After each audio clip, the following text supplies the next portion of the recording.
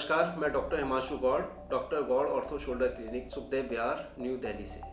आज मैं आपको सर्वाइकल स्पॉन्डिलोसिस के बारे में बताऊंगा। इसे बहुत से मरीज जो है सामान्य भाषा में सर्वाइकल का दर्द बोलते हैं, तो इसको मेडिकल टर्म में हम सर्वाइकल स्पॉन्डिलोसिस बोलते हैं। तो सर्वाइकल का दर्द होता क्या है, ये किन लोगों को होता है, इसका उम्र किस उम्र में होता है। तो सर्वाइकल जो स्पॉन्डिलोसिस है या सर्वाइकल का दर्द है, ये 20 साल से लेके 80 साल 90 साल किसी भी मरीज को किसी भी उम्र में हो सकता है। तो सर्वाइकल के दर्द में होता क्या है, हड्डियों में कुछ बदलाव आने शुरू हो जाते हैं। जो आपकी गर्दन की हड्डी होती है उसमें कुछ बदलाव आने लगते हैं। तो वो बदलाव क्या होते हैं, हड्डियां बढ़ने लगती है।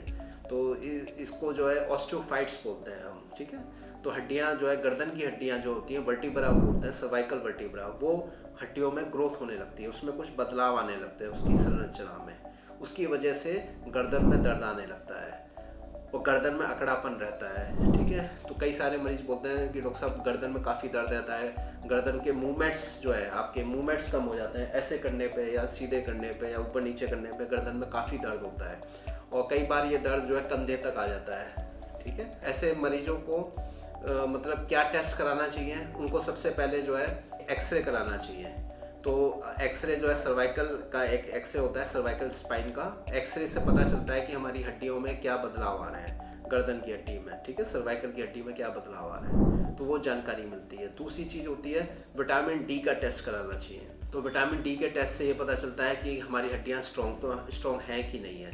लेकिन जिन मरीजों की उम्र ज़्यादा है, मान लीजिए जो 50 साल के हैं या 60 साल के हैं या 70 साल के हैं, तो ऐसे मरीजों को डेक्सा स्कैन टेस्ट कराना चाहिए, हड्डी के खोखलापन होने का टेस्ट। तो इसके बारे में हमने आपको पहले से ही हड्डी के खोखलेपन के बारे में एक वीडियो बनाया हुआ है ऑस्टियोपोरोसिस का, वो उसका लिंक नीचे डिस्क्रिप्शन में दिया हुआ है, वो आप देख सकते हैं उसके बारे में। तो ऐसे मरीजों को, जो सर्वाइकल स्पॉन्डिलोसिस के मरीज होते हैं, जो सर्वाइकल के दर्द के, उनके लक्षण क्या होते हैं। तो एक तो बताया था, गर्दन में दर्द होता है। दूसरा, गर्दन में अकड़ापन रहता है, मूवमेंट्स गर्दन के कम हो जाते हैं। कई बार जो है सर्वाइकल के दर्द के मरीज जो है ये कंप्लेंट करते हैं कि उनको चक्कर आ रहे हैं, वर्टाइगो की प्रॉब्लम भी हो सकती है ऐसे मरीजों को। सर में दर्द भी हो सकता है, पीछे की तरफ बताते हैं कि सर में ऑक्सीपिटल रीजन में काफ़ी दर्द होता है उनको।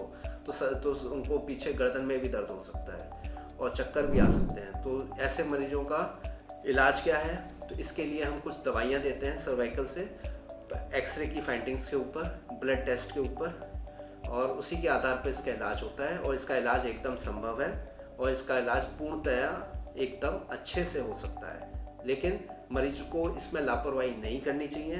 कई बार जो है मरीज लापरवाही करते हैं तो इसमें हड्डियां और तेज़ी से बढ़ती हैं और कई बार वो नर्व को जो आपकी जो नर्व्स होती हैं उसको दबा देती है। उसके बाद जो है सर्वाइकल का दर्द के साथ साथ मरीजों को पूरे हाथ में, मरीज बोलते हैं कि पूरे हाथ में सुनपन आ रहा है या झंझनाहट आ रही है या गर्दन से दर्द पूरे हाथ में उंगलियों तक जा रहा है। तो ऐसा भी नौबत आ सकता है अगर आपने ढंग से शुरुआत में ही इलाज नहीं कराया। तो इसमें लापरवाही करने से आपका आगे जाके ऑपरेशन का भी नंबर आ सकता है। अगर आपको नर्व वाले लक्षण आने लगे और आपके हाथों में वीकनेस होने लग गई, फिर मरीज बोलते हैं कि सर ग्लास उठाते हैं या बोतल उठाते हैं, हमारे हाथ से छूट जाती है।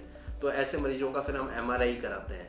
MRI से पता चलता है कि कौन सी नर्व दब रही है और वो क्या वो दवाइयों से या एक्सरसाइज से ठीक हो पाएगी कि नहीं हो पाएगी।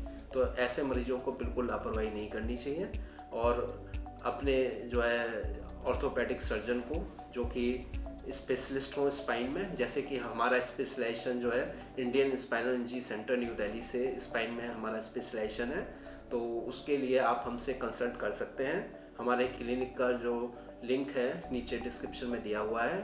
तो हमारे क्लिनिक का नाम है doctor Gaur ortho shoulder clinic, Sukhdev Vihar, new Delhi. Thank you.